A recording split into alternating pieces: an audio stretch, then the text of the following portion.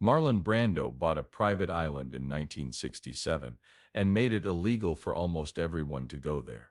After he died, mysterious shipwrecks and old ruins were found, along with hundreds of secret recordings in which he admitted things he never told anyone else. The most shocking discovery was that he came up with the strange rules that still apply to the island today. This isn't your average celebrity retreat. There are secrets there that are so crazy you won't believe they're true. Marlon Brando was born in Omaha, Nebraska on April 3, 1924. His early years were a mess. His father, a traveling salesman, was never at home and was cold and distant. He often called his son sluggish and dumb, which Brando remembered for years. Dorothy Brando was his mother was special. She was lively and full of life. She was creative and kind, but she had a drinking problem. She would leave her kids for days at a time, and she sometimes needed to be driven home from clubs because she was too drunk to do it herself. Brando's parents got divorced when he was 11. He and his sisters moved to California with their mother. 2 years later, they got back together and moved to Libertyville, Illinois. But nothing changed. His father was still angry, and his mother was still not trustworthy. The only way Brando knew how to get away was to entertain himself by imitating others, playing tricks, and taking on different accents and personas. At first it was just a way to pass the time, but it quickly turned into something more. He never liked school, and this made things worse. Because of his relationship with his father, no matter what he did, it was never enough to win his father's approval. Brando felt compelled to defend his mother and often stepped in when his father yelled at her. This changed how he saw authority. He thought rules should be questioned instead of followed. He was kicked out of Libertyville High School for this behavior. He rode a motorcycle through the hallways. Other people said his dad had had enough and sent Brando to Minnesota's Shada Military Academy in 1939.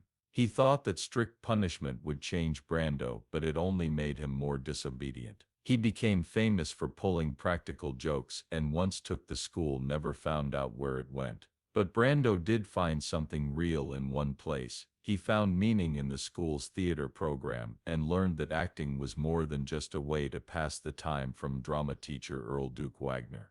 But even though it was a way to communicate something deeper, it wasn't enough to keep him out of trouble. He was expelled in 1943 for breaking too many probationary rules, and students signed a petition to bring him back.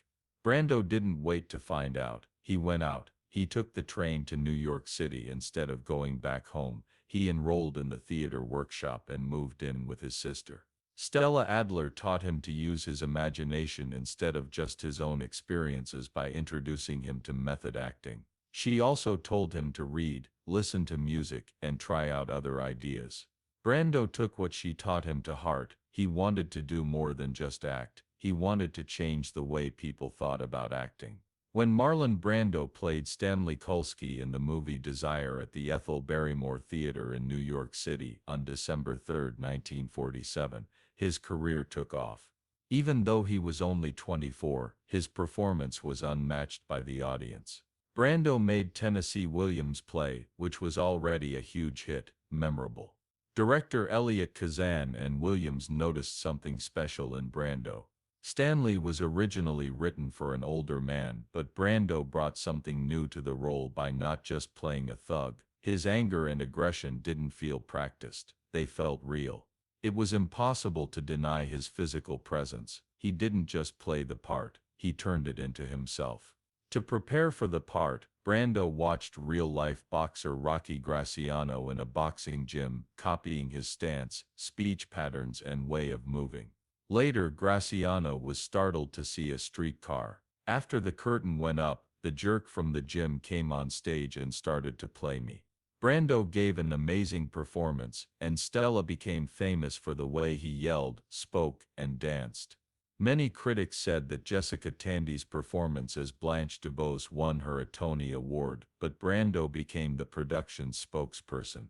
Hollywood was paying attention. The Men, directed by Fred Zenon, was Brando's first movie. He played combat veteran Ken Willie Chicka, who was trying to adjust to his new life after becoming disabled. Brando lived the part, instead of just portraying it. He studied injured soldiers for weeks while he was in a wheelchair, wanting to understand their pain, annoyances, and day-to-day problems. The movie was one of the first in Hollywood to focus on injured troops returning from combat. His performance was said to be quite emotional and real. In 1951, Elliot Kazan directed a movie version of A Streetcar Named Desire that starred Stanley Kowalski. On TV, his performance was much more powerful than it had been on stage. The movie received 12 Oscar nominations and won 4, including Best Actress for Vivi Lee Brando. Brando was also nominated for Best Actor for the first time, even though he lost. He was an actor like no one Hollywood had ever seen before. In 1952, he followed this success with Viva Zapata. He received another Oscar nomination for his role in Emilio No Zapata, the Mexican rebel. To get ready, he studied the people, their speech patterns, and their way of life in Zapata's hometown. He played Mark Antony in Shakespeare and Julius Caesar in 1953. His performance put many people's doubts about his ability to handle traditional dialogue to rest. Then came On the Waterfront in 1954, which was praised by critics as one of the best movies ever made about Antony. This movie made Brando a legend. He played Terry Malloy, a dock worker torn between his morals and dishonest union executives. His performance was unvarnished and full of regret and suffering. One of the most famous lines in film history is, "I could have been a contender." The movie won 8 Academy Awards including Best Picture. Brando won Best Actor. He was more than just a Hollywood star. In the middle of the 1950s, Brando was the biggest star of his generation and forever changed the way people act. Marlon Brando was famous before The Wild One, but it made him a cultural icon. The movie was based on a real event that happened in 1947 in Hollister, California, when motorcycle gangs caused chaos. Brando played the leader of the Black Rebels motorcycle club, Johnny Strebler. He looked great in a leather jacket and a tilted hat. His acting didn't feel fake, it felt real. "What are you rebelling against?" a woman in the movie asked, "and what do you have?" To which he replied. It became a generation's voice. Because the government thought the movie encouraged rebellion among teens, it was banned in Britain until 1968. Sociologists even blamed it for a rise in teen crime. Brando's influence went beyond the screen. Elvis Presley's leather-clad look in Rebel Without a Cause and James Dean's role in Rebel Without a Cause were both strongly influenced by him. The culture of bikers also changed after the movie. Brando's winning Thunderbird motorbike came to represent freedom. Instead of just playing a rebel, Brando set a new standard for what an uprising should look like, but he never stuck to one role. In 1955, he shocked audiences when he co-starred with Frank Sinatra in the musical Guys and Dolls as the enduring gambler Sky Masterson. Brando's singing was unexpected, but he did it brilliantly. Even though it has flaws, his version of Luck Be a Lady has elegance. It showed that he wasn't just intense and moody, he was also a comedian who could be funny or crazy. 2 years later, he took on a very different role in Shannara, in which a Japanese dancer during the Korean War wins the heart of an American Air Force commander. In Hollywood in the 1950s, romances were still seen as rude. Brando didn't give up. His controlled and emotional performance showed a man pulled between love and duty. The movie made $26. It made $3 million at the box office, making it a huge hit. Moshi Yumiko won 4 Academy Awards including Best Supporting Actress. She was the first woman from East Asia to win an Oscar. Brando was more than just a movie star, he was saying things. His range was shown by these performances. He was a rebel, a romantic lead, and even a singer. But his intense acting style made him difficult to deal with. By the early 1960s, Brando's fame was beginning to overshadow his acting skills. The 1962 movie Mutiny on the Bounty was the height of his fame. It was supposed to be a remake of the 1935 classic and a great Hollywood epic, but it turned into one of the most disorganized filmmaking projects ever. Brando was at odds with almost everyone. Sir Carol Reed, the film's first director, quit because of ongoing problems with Brando and the company. Louis Milestone, Brando's replacement, had no control over him. Brando demanded changes to the script and refused to say lines he didn't like. He often showed up late and would sometimes just stand still in front of the camera.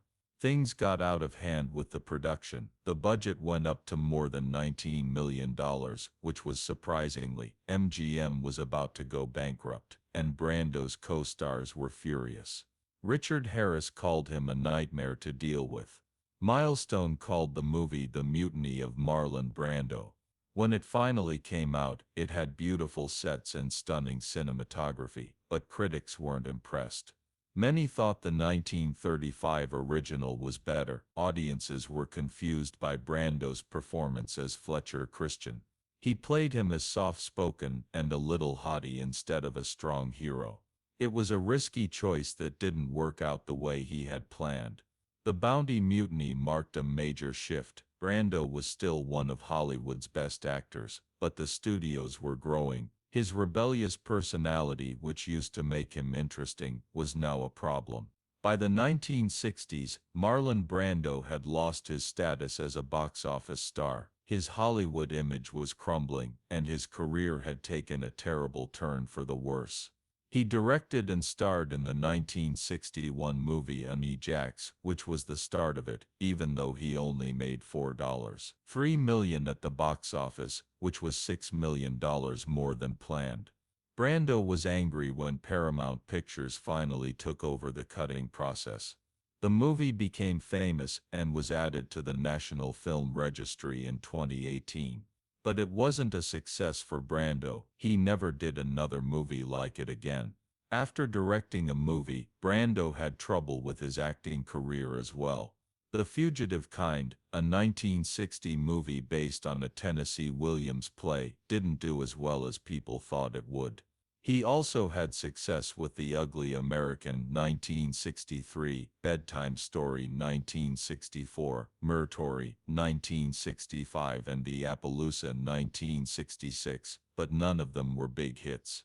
Even though Reflections in a Golden Eye 1967 was a good piece of art, it wasn't enough to change his career.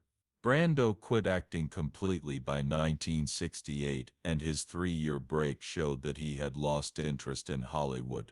During this time he became more involved in civil rights activism. He took part in the 1963 March on Washington, supported the Black Panthers and Martin Luther King Jr. Brando was remembered even after he left Hollywood. He had the chance to start over with The Godfather in the early 1970s, but it wasn't easy to get the part. Paramount Pictures didn't want him because they thought he was unreliable and too dangerous to cast. The film's director, Francis Ford Coppola, pushed for Brando to play Don Vito Corleone. In the end, the studio agreed, but only after Brando took a screen test, agreed to a lower salary, and put up collateral in case he behaved badly. Brando's screen test became famous. The executives were shocked when he changed his voice, put cotton balls in his cheeks, and darkened his hair. Once filming began, Brando worked in his own unique way.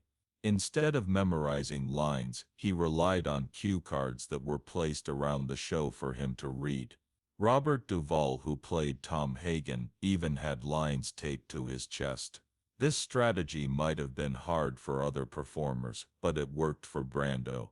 His performance captivated the audience. The Godfather became a classic after its release in 1972. Brando's portrayal of Don Corleone was praised by both critics and moviegoers alike. Brando won the 1973 Academy Award for Best Actor. However, he chose to make history in a new way. Instead of accepting the award, Brando sent Sachin Littlefeather to decline it on his behalf, and he skipped the event. The crowd was shocked. Some cheered while others cheered that John Wayne allegedly needed to be stopped from violently assaulting Littlefeather backstage. Brando's objection brought attention to the Native American presence in Hollywood, but it also made him look like more of a troublemaker. Reports that question Little Feather's Native American ancestry came out years later, causing controversy, but Brando's stand is still seen as one of the most famous events in Oscar history. In the meantime, Brando's career took off, and he became one of Hollywood's most prestigious actors again. Later that year, Bernardo Bertolucci's film Last Tango in Paris was released. Brando's next risky move was to play a passionate relationship between a young woman played by Maria Schneider and Brando's character. The movie was controversial from the start because of its graphic content, but one scene became famous in a made-up physical encounter. Brando's character used butter as lubrication. Schneider then said that she wasn't told about this information before filming, and she felt helpless and ashamed. To get a more honest response, Bertolucci admitted that he and Brando had planned it without telling her. This caused a lot of anger, especially during the Me Too movement in later years when people looked again at issues of consent in filmmaking. In spite of the scandals, it earned Brando another Academy Award nomination. He had shown in The Godfather and Last Tango in Paris that he could still control the screen after years of failure, but Brando was unpredictable. Marlon Brando had been out of the public eye for years by the late 1970s. When he came back, he did it in a way that only he could, even though many people thought his career was over. He played Jor-El in Superman in 1978 and got an amazing $3.7 million right away. He got 11 as well. For such a small part, Brando was paid over $19 million. Unpredictable by nature, he wouldn't learn his lines and had them shown off camera instead. He even said that Krypton ants should look like glowing bagels, an idea that was quickly thrown out by the studio. His unique demands didn't change the quality of his performance. Jor-El seemed real because of the gentle knowledge he conveyed through his voice, demeanor, and mannerisms. Superman went on to earn nearly $300 million worldwide, showing that Brando could still have an impact on a movie's success, even in a small role. He had a much smaller role in Apocalypse Now the next year, where he played Colonel Walter Kurtz, a rebellious U.S. Army soldier who was hiding out in the jungle of Cambodia. The production was already a mess, with setbacks, bad weather, and unplanned medical emergencies like actor Martin Sheen's heart attack. Things got even more complicated when Brando showed up on set. He wasn't ready, was overweight, and hadn't read the book that inspired the movie Heart of Darkness. Kurt's character had to be rewritten right away by director Francis Ford Coppola. Brando gave an unforgettable performance, despite the chaos. He gave Kurtz an air of mystery that made him both interesting and dangerous. He worked for only 3 weeks and was paid $3,000 million in the end. The movie made around $14. It made $8 million in theaters and $150 million worldwide, making it one of the most acclaimed war movies ever. In Don Juan DeMarco 1995, Brando played a different kind of role. He was a psychiatrist named Dr. Jack Mickler, who helped a young man who thought he was the famous Don Juan. Johnny Depp played the part of Don Juan. The movie had a lighter tone and mixed romance and humor with more serious themes of identity and love. Brando and Depp had great chemistry on screen, and it was a modest hit, making $68 million worldwide. Brando was praised by critics for giving his performance a sense of humor and warmth. His last major role was in the 2001 in the crime thriller, The Score, which starred Brando, Norton, and Dyro. Max Brando played a criminal leader who convinces Dyro's character to take on the role. Although Brando's commanding performance gave the movie an air of authority, things weren't always easy behind the scenes. Brando refused to follow director Frank Oz's instructions and had a fight with him. Despite the stress on set, he insisted on speaking through Dyro instead. The score received praise for its talented cast and went on to gross 113 million worldwide. Like his on-screen personas, Marlon Brando's real life was full of ups and downs. He was married 3 times, but none of them lasted. His first wife, Anna Sebasabe, was a Welsh and Indian actress.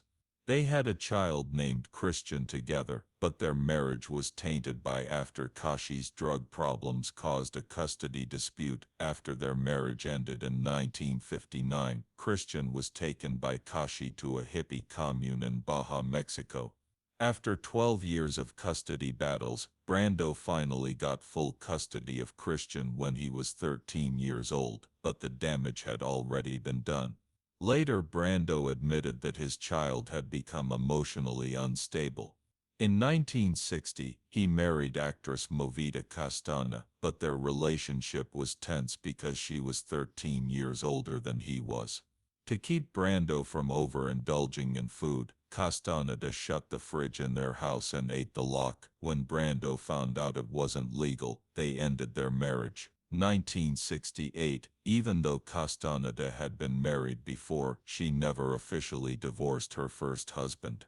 Brando fell in love with his Bounty co-star Tarita Tarania while they were still legally married.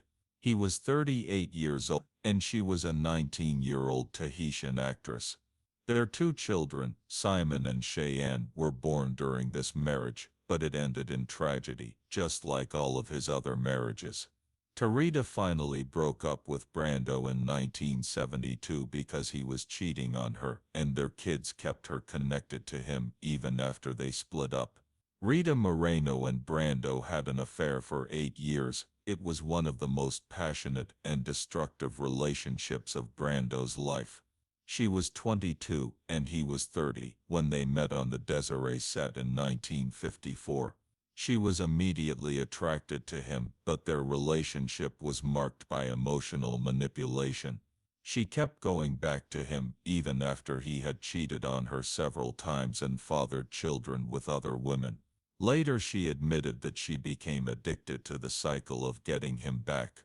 Moreno briefly dated Elvis Presley to make Brando jealous, but she thought he was dull compared to Brando. Her pregnancy with Brando's child was the turning point. He set up an illegal abortion, but she had to be admitted to the hospital afterward.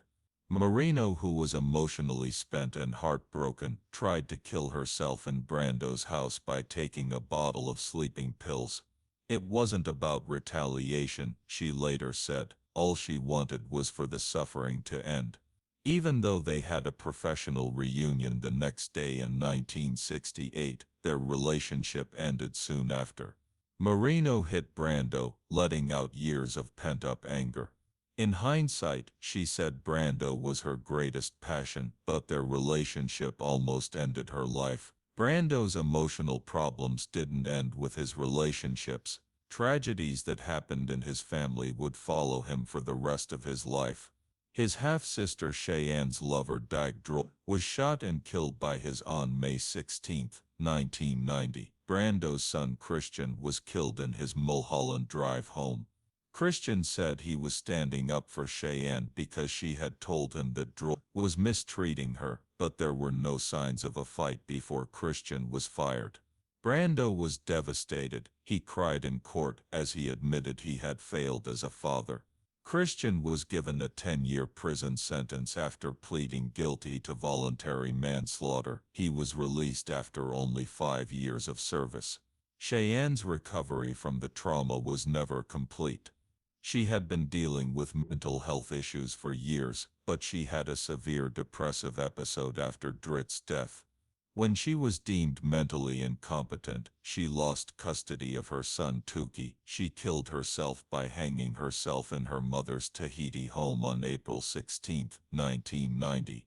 Marlon Brando died on July 1, 2004 at the age of 80. He had idiopathic pulmonary fibrosis, an uncommon lung condition that gets worse over time. He had respiratory failure at 6:30 p.m. at UCLA Medical Center in Los Angeles, ending a life full of controversy, disobedience, and genius. His health had gotten worse in his later years. He had type 2 diabetes and weighed more than 300 pounds. Few people knew that he had idiopathic pulmonary fibrosis, which was listed as the official cause of death on his death certificate. Brando had become more and more private over time. He used to be larger than life, but now he lives in almost complete solitude. He stayed out of the spotlight and thought about his life. His body was failing, but his mind stayed sharp. When he could, he worked on art projects. He even recorded voiceovers for an unfinished animated movie. As he would have wanted, his funeral was private. He died quietly and without a fuss after decades in the spotlight. Brando's voice continued to be heard after he died. Marlon gave a personal look into his mind in the documentary Listen to Me. The whole movie, which was directed by Stephen Riley, was made up of Brando's own recordings, which added up to hundreds of hours of audio tapes he had made for himself. Speaking about his early years, his struggles with fame and his tense relationship with his father, he was honest about his feelings about acting. However, when he was alone, he questioned the idea of film itself. He thought the idea of art in Hollywood was silly, and he didn't think a great film existed. Even though he didn't like the industry that surrounded it, he saw acting as a way to understand people. The documentary also looked at another side of Brando as an activist. He used his fame to fight for change. He famously turned down his Oscar for The Godfather in 1973, choosing instead to voice his support for Native American activists in Little Feather. He didn't like how Hollywood portrayed Native Americans, and he wanted more than fame. On a small island in the South Pacific, far from Hollywood, there was more to Brando's story. He found Teddy Arrow, a remote paradise in French Polynesia, while filming Mutiny on the Bounty in 1960. The island's beauty and the way of life there enchanted him. He bought the island in 1967 with more than just a vacation in mind. It was a vision. He wanted to protect it so that something would last forever. Tentoria was more than just another tropical island. It was home to marine turtles, seabirds, fauna, and kilometers of coral reefs. Brando made sure that it would stay that way. Ancient Polynesian culture thrived on the island long before Europeans arrived, as shown by the many archaeological sites that are spread out over it. Brando kept things simple. On one of Atol's islands, Motu Want, he built a small town in 1970, using only local materials like thatched roofs and coconut wood.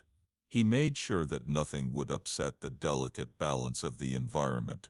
The town had an airport, a dining hall and homes, but nothing extra. For him, his family, and environmental researchers, it became a private haven.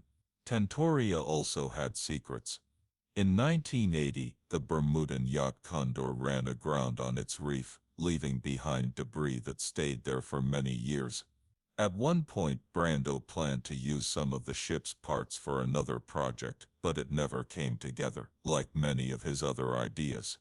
Teddy Ola was not affected by Brando's death in 2004. There were no visitors or tourists. Then in 2014, a new chapter began. The Brando Resort was built when Pacific Beach Commerce. Brando's ideas were used to design it, and it had 35 private villas, French and Polynesian restaurants, and a spa tucked away in the island's natural setting.